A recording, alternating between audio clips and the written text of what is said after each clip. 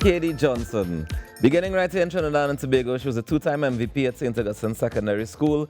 Then she made her mark on the national team level from the under-15s at the age of 11 to senior team at the age of 16 and counting. She transitioned to the U.S. where she attended Florida International University for her undergraduate degree. And then she went to the University of Louisiana, Monroe for her master's degree. After her accomplished college experience, she immediately began her professional career in France and is now finishing her first season and looking forward to the next.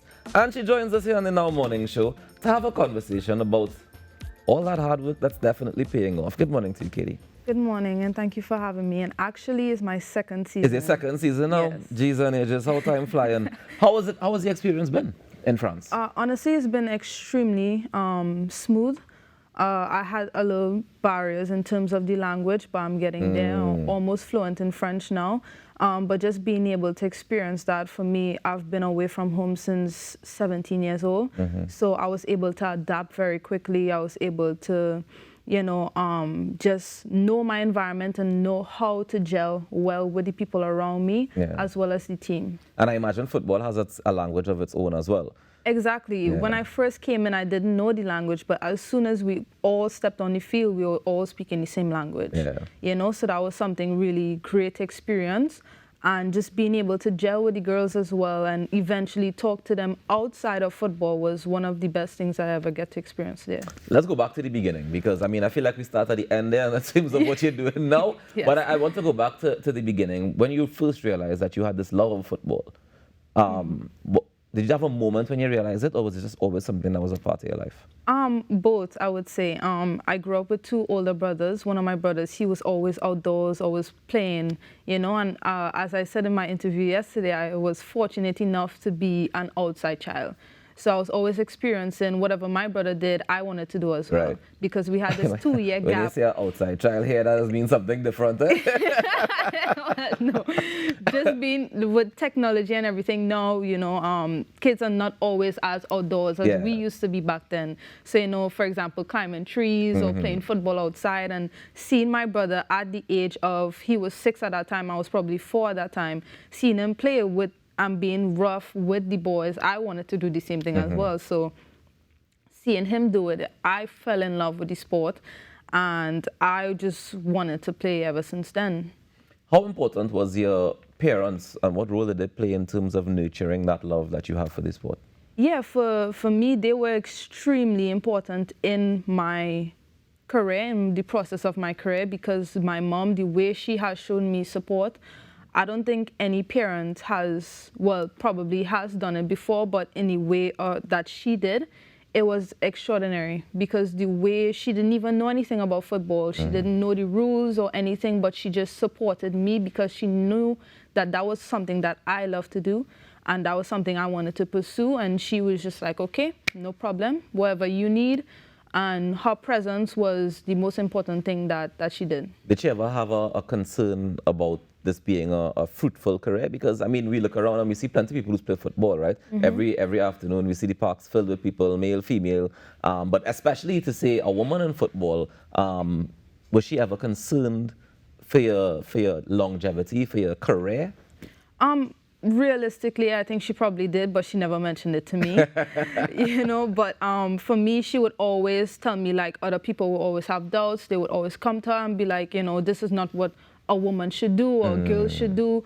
Football is for boys, or it's too rough. And you would have all these stigma on what a woman should be, as well as what a football player should be as well. And I didn't exactly fit that stigma. So there was a lot of backlash in terms of family, close friends and stuff like that. But she kept strong, and she said, no, this is what my daughter wants to do. And her being that way, it kind of motivated me even more to push, because even though she may have had those doubts as well, she didn't let it deter my career. Yeah. Did you ever experience people telling you that as well? Yeah, of course. And how did you deal with it? Even teammates I've had in different levels of the game, whether it be in Trinidad, whether it be national level, whether it be international level, you'll always have that one person that tell you can't do it. So you always have to look at yourself. You have to grow confidence. Confidence isn't just, you wake up one day and wow, 100% confidence. It has to be homegrown. I always say that. And for me, I always have to speak positively into myself before matches, before training sessions, before anything, in order to have my best self on the field. In terms of getting to be your best self, that's one way, of course, the internal work is definitely important. But getting to be your best self as an athlete, I imagine is no small feat. I imagine that it takes a lot of hours, a lot of hard work, a lot of dedication. Tell me about the difference training here in Trinidad and Tobago versus training in the US versus training in France. Yeah, that's a really, really good question. I feel like training in Trinidad and Tobago is like strap up your boots, just go on the field and do your thing, you know? Whereas in the US, it's a lot more calculated. You do gym session, it have a specific time, a specific day in which you do certain things. For example, Monday would be agility, Wednesday would be finishing, Friday would be fitness. So, you know, everything is calculated, and similar to France as well, but they would more be focusing on technical skills, doing certain drills and everything game focused. So I feel everything in France is more based on your technical, your tactical skills and whatnot. As a footballer, I mean, I know you would have experienced it in different layers as well, because you would have been younger in Trinidad and Tobago doing the under 15s and that sort of thing. And I imagine it'll be a different training routine for under 15s as compared to the national senior team. Of course, yeah. And similarly, when you would have gone to college, it would have been a different training regime as to somebody who was in secondary or primary school, as the case may be. But in terms of where you see the potential for Trinbago athletes to go, based on what we do here, is it enough for us to be able to have somewhere to be on the world stage, or did that transition to college make that big difference for you? For me, two questions in one. For me, the transition into college is what did it for me, because it showed me a whole light to professionalism in sports, as well as they give unlimited resources for the athletes. Yes, there would be bias towards NFL, not NFL, but American football. But at the same time, when it comes to women, they prioritize women in America a lot more. Whereas in Trinidad, it's kind of the opposite, where they will prioritize the men. And I think that we have a lot of progress in order to get to that point. We need a lot more resources. We need a lot more prioritizing the women as well in women's football in Trinidad and Tobago in order to get to that level of professionalism. Did you ever struggle with that, trying to be your best level of professionalism, dealing with the administrative side of the business side of football? Because I imagine there is a business side as well as the on the field side. Is that ever a struggle for you to balance?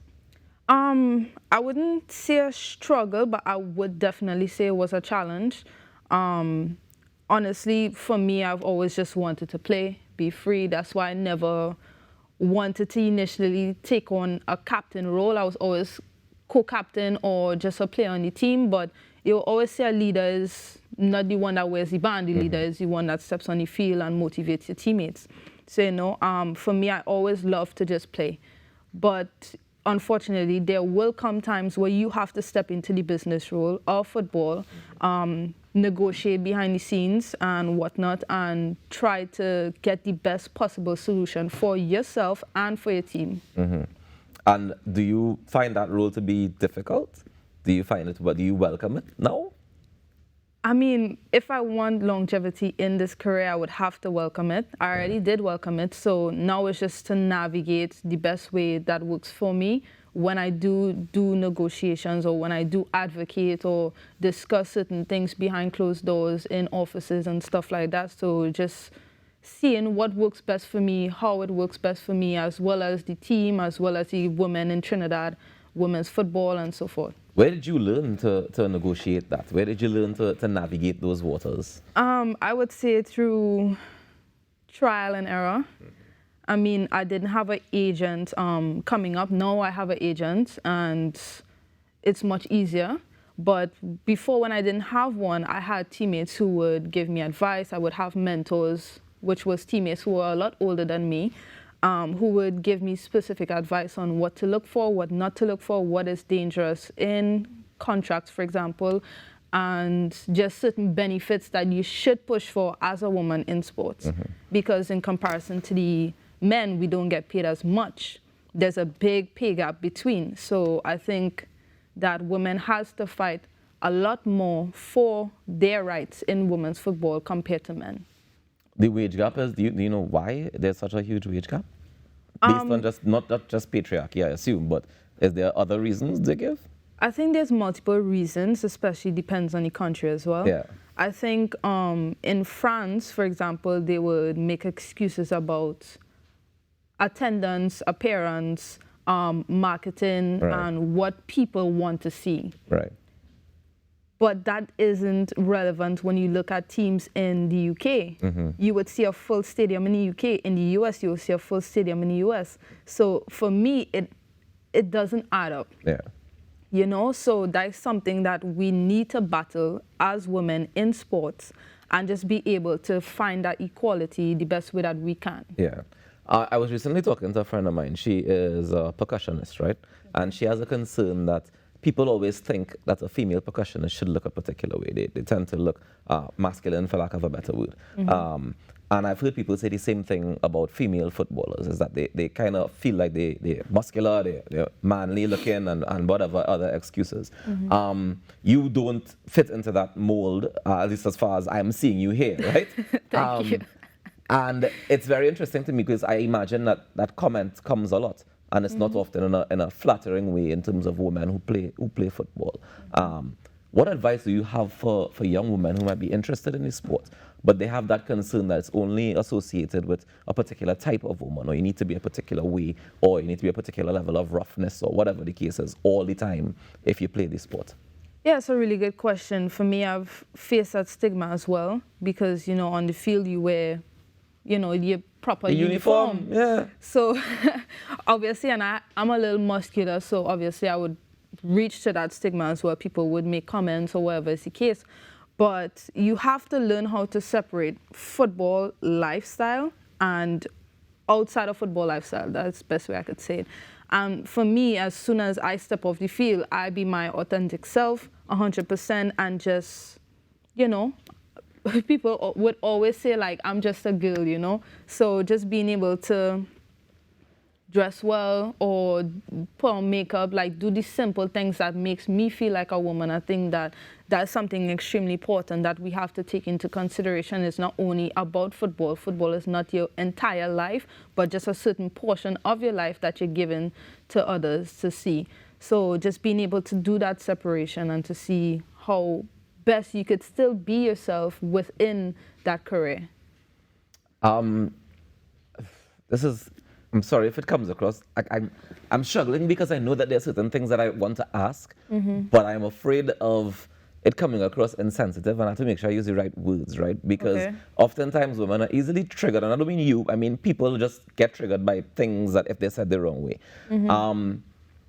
Is there ever a concern in this career that you're pursuing of family?